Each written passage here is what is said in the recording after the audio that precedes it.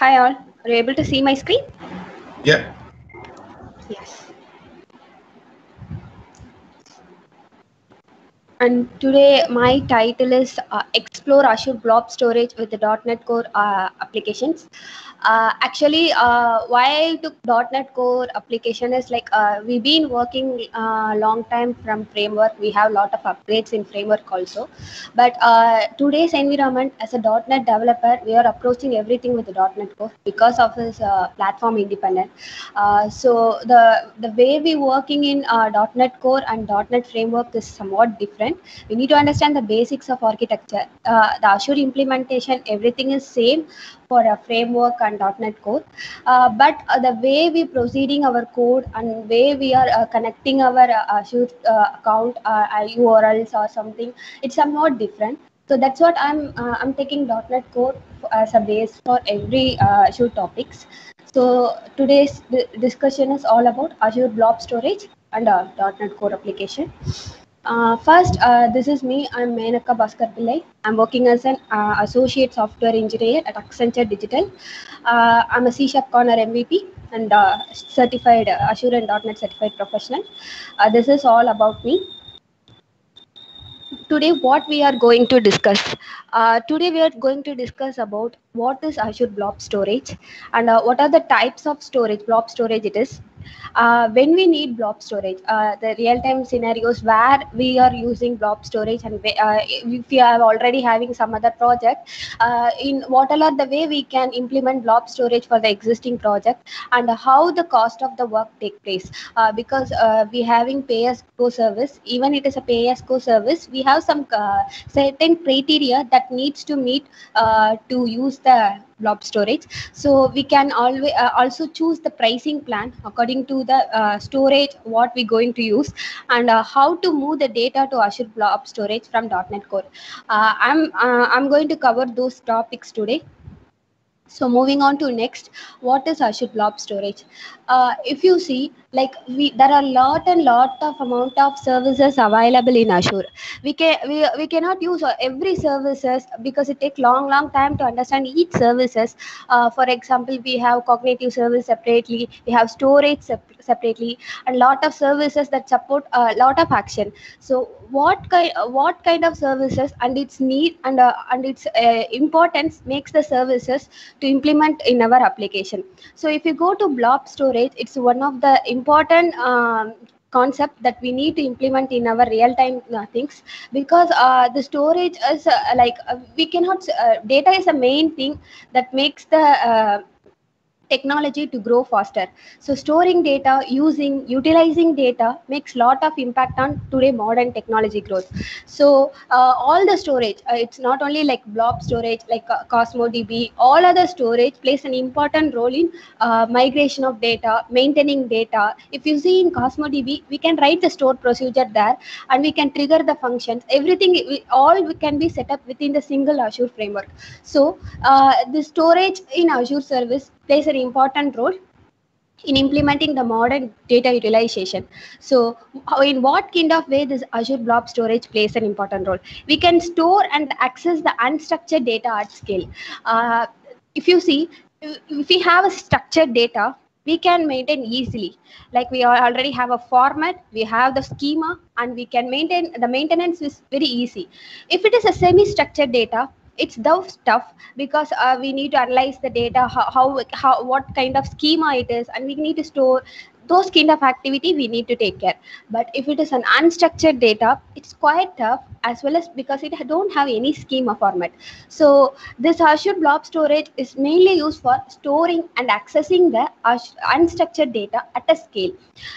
We can able to build the powerful cloud native applications, and then we can store petabytes of data cost effectively. Like PB data are very cost, usually the cost of the PB data will be more higher, but in Azure services we can store all the PB type of data in an efficient manner, and we can use to build a powerful data lakes also. That's why we are going for Azure Blob Storage. This is how our storage will looks like. We have a account, it's a storage account. Here account means to the storage account. Within the storage account, we will have a containers, and within the containers, we will have the image or movie. Here, if you consider the container is nothing but every storage. If I go with Cosmo DB also, I will have a container. But here, what it makes the container new from other container is I can able to club my things accordingly. If I have a video, I can club and put it in one folder. It's like my local desktop. I have the separate folder for my images, for my video, for my text file.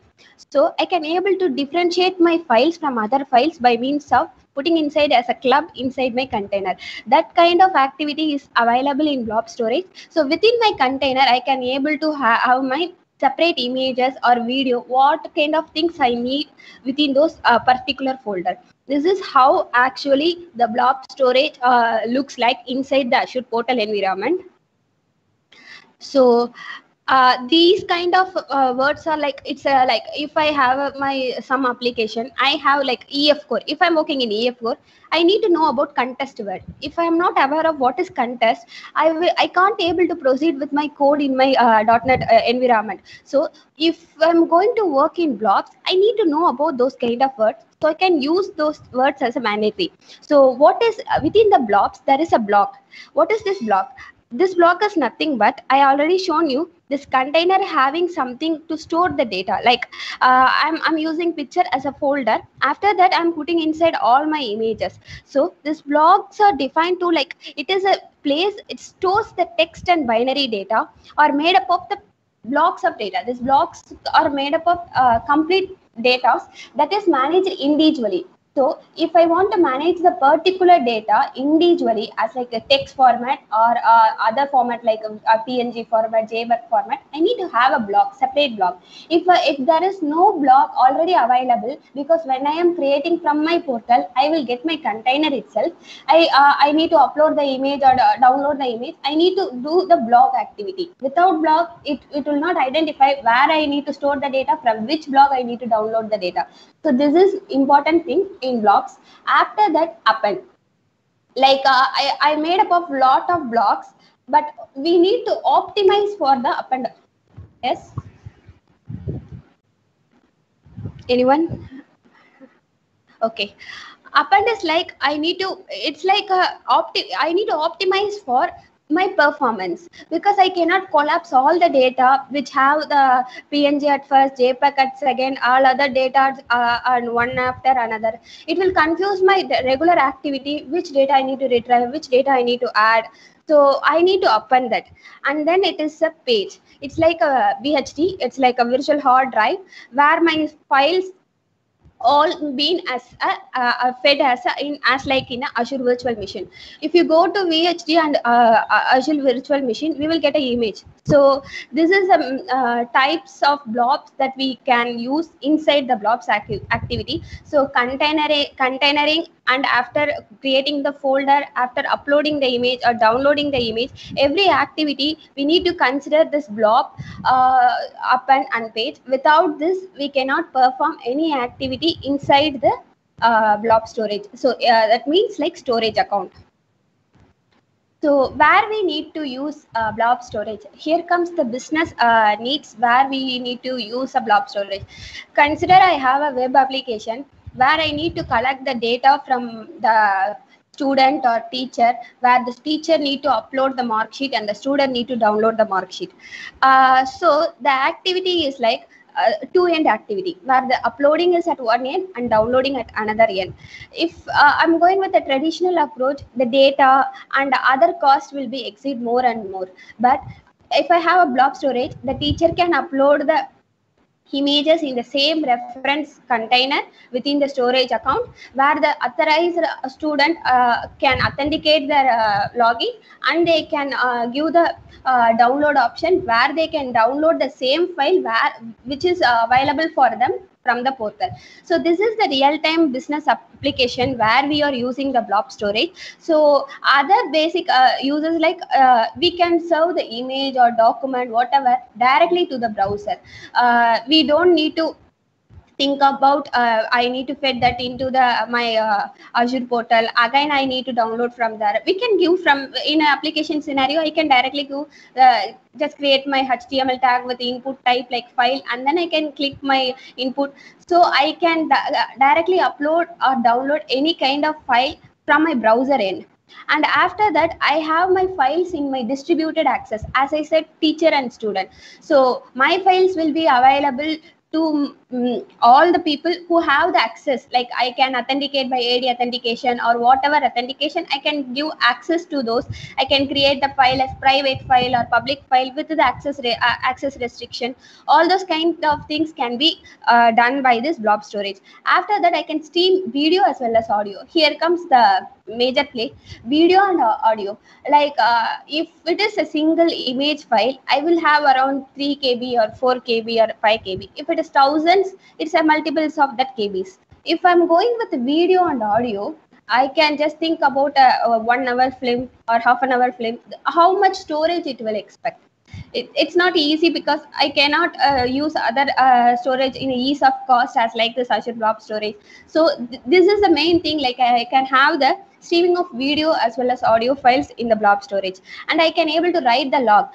Log is important because even if it is an application side also, I will have application inside which will run my whenever my application run, I can write my log queries where my application inside capture that queries, and it will maintain as a like a backend something. I can check whether whenever the application fails, how the running status of the application depends of my log queries. Same here also, I can able to log the files also. I can able to write my log queries also, and after that I can able to store my data for backup, and I can restore disaster recovery and archiving. If you go with these terms like data for backup, restore or disaster recovery, this is comes under the VM concept. Like if you see with the VM, one VM is out and I need to depend on another VM, where automatically the another VM starts to work. So those kind of words and phenomena belongs to the VM concept. That's what I before I told you, like VDH. After that, storing data for analysis by an on-premise or Azure hosted service. So I can able to store the data from on-premise. I can, that's what I told you, like I can able to perform the dual activity from on-premise as well as directly on my Azure environment also. If there I want to upload, as I'm an admin, I want to upload some file as a pre-built, so I can do directly from my Azure portal. If no, for a user end, I want to work from my on-premise, I can do that from my on-premise also. So that's how this blob storage works on a while. After that, costing works. Everything depends on cost. Even it is a storage account or a VM, it all depends on cost. But if we are not paying cost randomly, or we are not paying cost fixedly in Azure, whatever the things we utilize, how we utilize, and the amount we are paying is depends completely on how we are utilizing and what we are utilizing. So here in blob storage, we are paying for the data we are storing for the month. It is on the monthly basis. So how much amount of data we are storing in our storage account, the amount will be processed on basis of that month. Quantity and type of operation performed along with the data transfer cost. Some people want just, I want my data to be stored on my blob storage. Some other want some other things, like as I told you, like they want a log file. Others will have some function to perform along with the data storage. So what are the additional operations along with the data storage we are doing, that kind of cost will also be considered. After that, data redundancy option selected. So data redundancy depends upon the data redundancy. While we are checking on our Azure portal, I will explain this data redundancy based on the drop down list. Now next we will go to ways to move data to blob storage. So this is like I think it's like ways to move data to blob storage. I think it's repeated. Okay. What all are the ways we can move data to blob storage. Usually, if you see like lot of ways to move the data to the blob storage, as I told before, I can as an admin, I'm working on a backend. I have the admin rights in my Azure portal. I can move data directly from my portal. I don't need to create an application for that. I need to perform a code. I need to write a code in console or a API something. I need to upload from there. It's not needed. I can directly upload. For a user end, I need to write a code where I need to authenticate the particular user have access to access my file. So depends upon the role, I can able to move the data to my blob storage, whether it is an on-premise or directly on the Azure portal. So how to choose the pricing plan?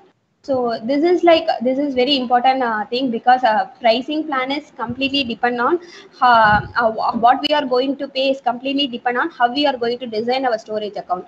So it is depends on premium performance sensitive data.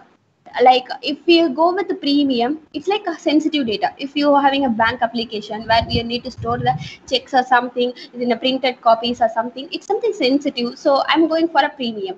And there is a two those all mentioned in the slide been already available while we are creating a storage account. So just for a reference, I'm telling here, like, and there is like a data type, like it's a hot or cold data. Like I'm going to access the data very frequently, because a lot of operation depends on the file I'm going to upload and download. Then I can choose hot. No, I have an infrequent access of data, like I'm going to use the data for monthly buyers or yearly buyers, so I can use cool futures. So Orchu, it's like very rarely, like I'm not going to use at all for long period, I can go with Orchu. So what you are going to pay based on this pricing plan, either it is a premium or what kind of replication or data redundancy you are going to perform, and based on that concept we are going to choose our data. So next slide is building data security. So data security is very important, because a lot of application, it is not only for banking application.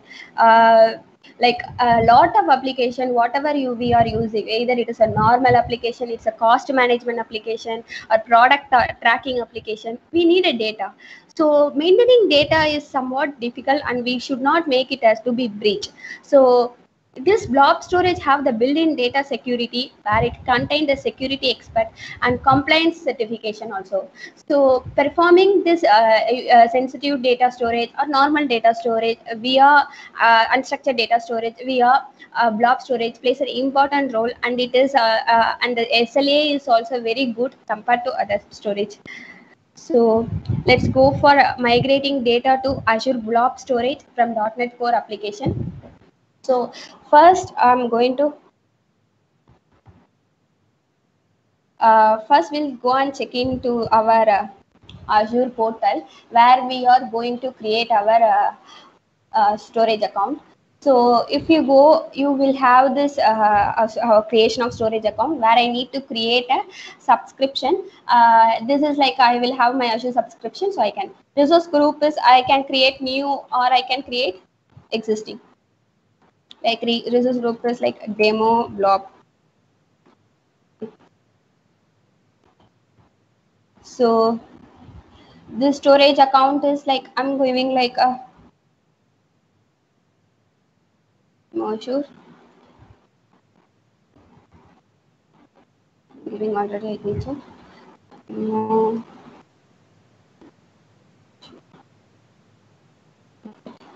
So this is the location I want to host this. This is, I told you, the amount we paying is depend upon this, like performance, like premium or standard. So if I'm having a very sensitive data, I need to maintain with a more security, I can go with premium.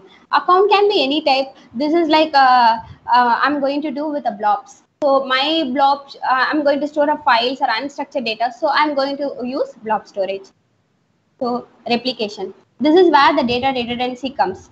Like how can I want to replicate the data, the single data what I'm storing? Depends on region or depends on copies, or what way I can replicate my data for my backup. Here it's completely for a backup activity. You can replicate the data depend upon the need you want. Suppose I want 2 to 3 copies in same region or different region, I can do this by using I'm going with read access geo redundant storage. redundant storage. So access tier by default it's a hot because I'm going to use my is for a frequent manner. If I'm going for some long time usage, I can go with the cool. So depend upon these three standards, we are going to pay for our storage account along with the capacity of data we are going to store. So after that, I'm just clicking review and create.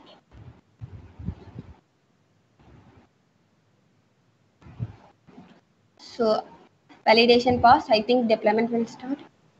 Okay. So I already created one storage account. So if you go there, already having my storage account. See, I will have all those properties in blob. So I'm working for as an admin end. So I want to upload an image by creating a container. I can easily do by I'm clicking in container like something like a demo is it. Like and click create. So my container is already created. So now I want to upload the file something so I can before the post operation perform from my user. I already have pre-built forms or something. So my users can download those forms. I can give upload options. So I can select the file by browsing.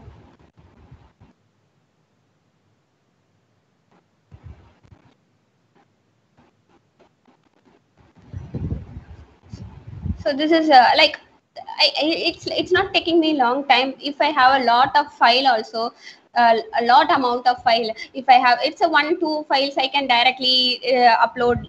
If I have huge numerous amount of data volumes, how can I upload those things? Everything you can. It's like normal SQL where you will create one table and you can perform activities in the table where you can upload the data. Here in blob, you cannot. The data is unstructured, so you cannot perform those. So that kind of things need to be done from the code end. So after that, the things we need to discuss here is like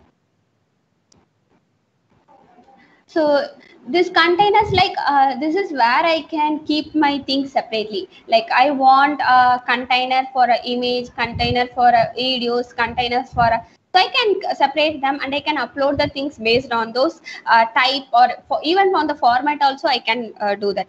And this is custom domain. This is for a normally for publishing activity, so we don't need to do data productions. So data production is like whenever it is it's like a backup. Like I'm already deleted something, so I need a recovery for my data that been deleted. So all those kind of things been here. So if I'm going with my .NET Core, so if you see here, data should be normally for Azure data blob storage. This is a structure of .NET Core. We will usually create. We will usually create in app settings .json where we will store the JSON input as like here. I have another. Wait. Wait.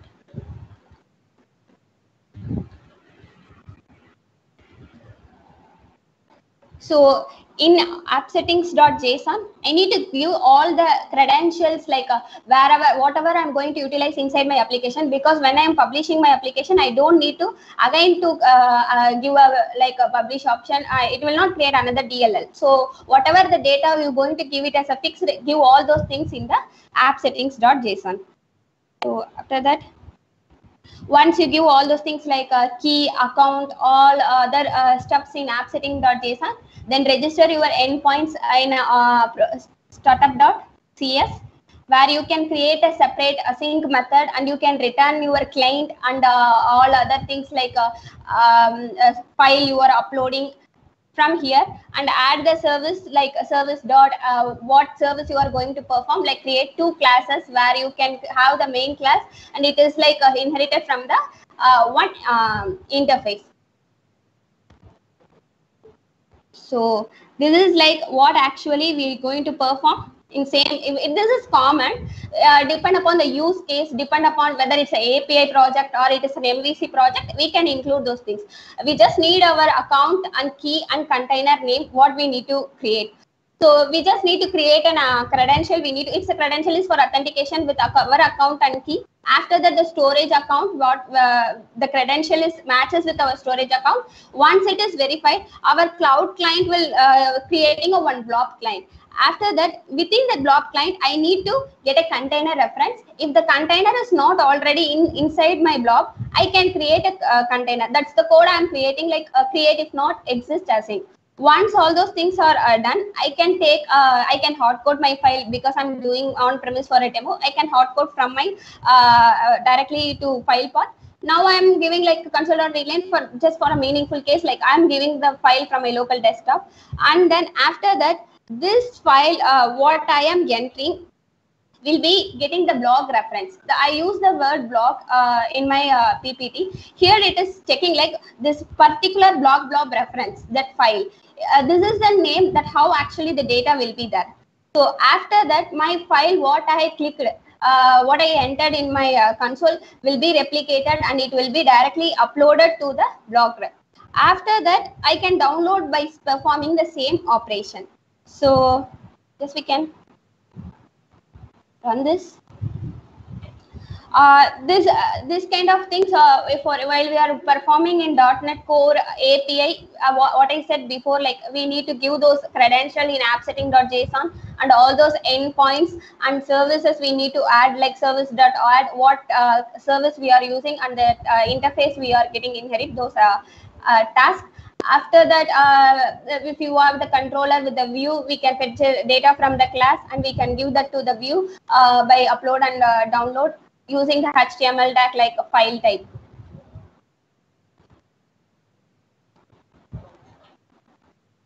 So I'm going for pictures or something like.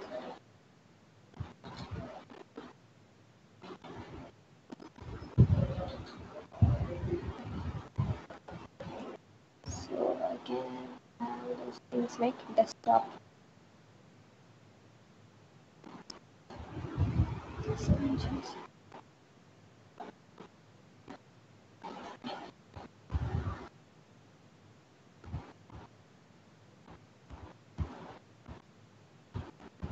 So my console starts to work. I think it's taking debugging. So we can.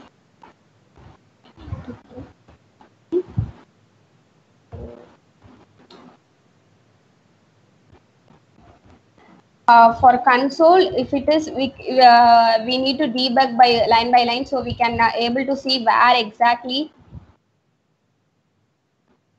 So see, access path screenshot is denied. So why this issue is coming means I already have the blog reference in the name of file. So this path is already not existing in my blog. So that's what this error is throwing. So what I'm going to do is like can give into, if I run this again.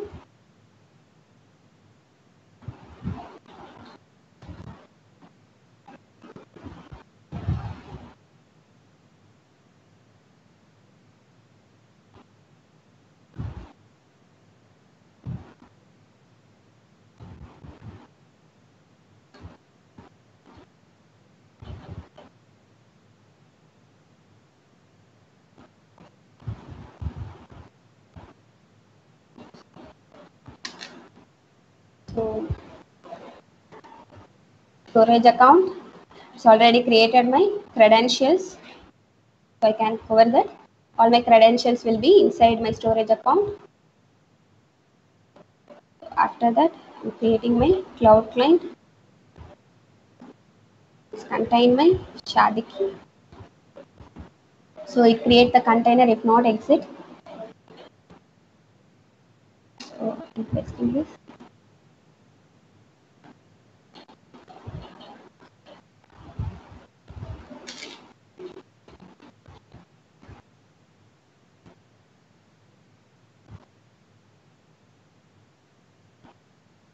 So access to path main is denied. So take my container.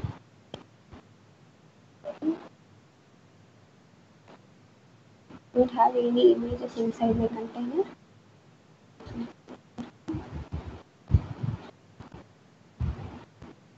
Okay, maybe I think depends upon this. You can give this separate. Okay.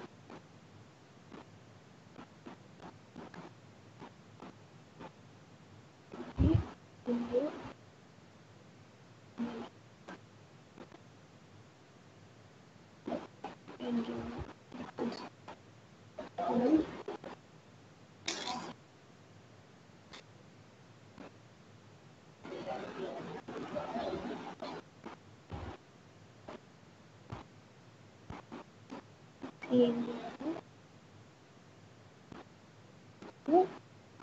And you can give this.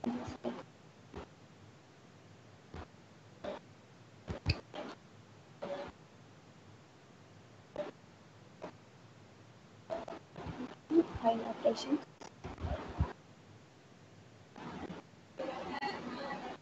Because I give the path again, so in my demo already, so that's what it is not taking. I create again, it is fine.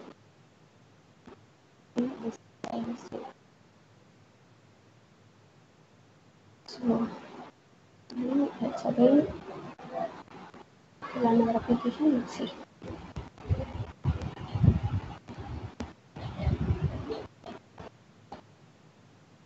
Okay, so we'll compare it.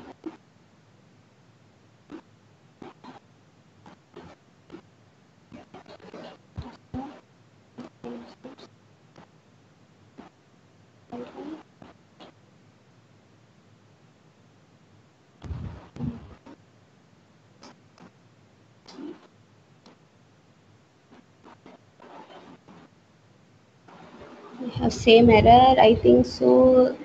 Not find file C sharp. I think so. This error is due to my restriction access. I already created.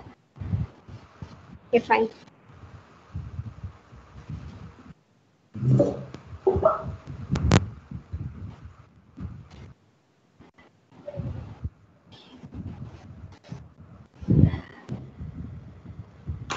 Okay, guys. Then I can fix those issues if it is possible. I can share it in a GitHub with the actual web API project. Due to time consumption, I'm just nice.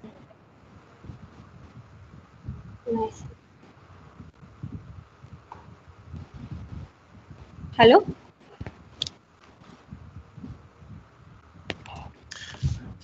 And stopping the recording now. So that was great, Mina. Thank you very much. Okay. Thank you very much. Yeah, we have a few minutes really because we are dragging with a 10 minutes of delay more or less on the initial plan, but that's okay. We are here for the community. So this is supposed to be a break time. So we'll take really 5 minutes. So we'll try to catch up, and then we have a great session about data lake, the new generation of data lake in the context also of CDS environment, and Jivarajan Kumar will tell us everything about it. All right, so I'll see you in 5.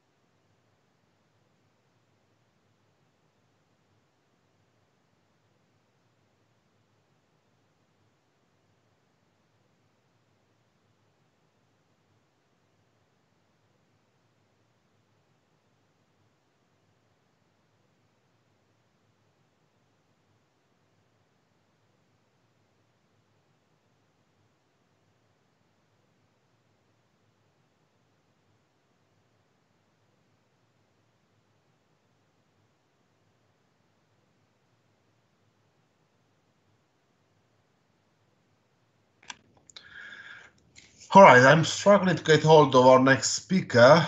Let's see what I can do. Okay, spare with me another minute and see if I can find.